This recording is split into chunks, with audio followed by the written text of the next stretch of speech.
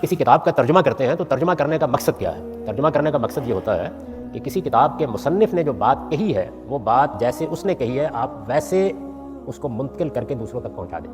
یہی مقصد ہے ترجمہ کرنے کا. قرآن مجید کا ترجمہ کرنے والوں نے اس خوف سے کہ کہیں اس سے کوئی زیادتی نہ ہو جائے بالعموم قرآن کا لفظی ترجمہ کیا ہے.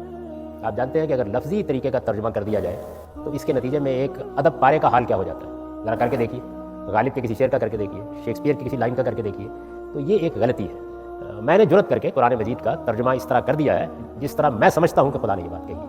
تو مجھے امید ہے کہ اس کے بعد یہ جو سوال لوگوں میں ہوتا ہے کہ ان کی سمجھ میں نہیں بات آئی, یہ ختم ہو جائے انشاءاللہ.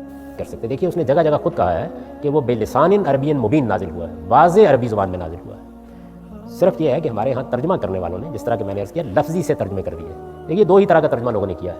یا یہ ہے کہ بالکل لفظ کے نیچے لفظ رکھ دیا ہے, اور یا یہ ہے کہ الفاظ کے مجموعے کو کچھ سیدھا کر دیا ہے جس کو بامحاورہ ترجمہ کہتے ہیں.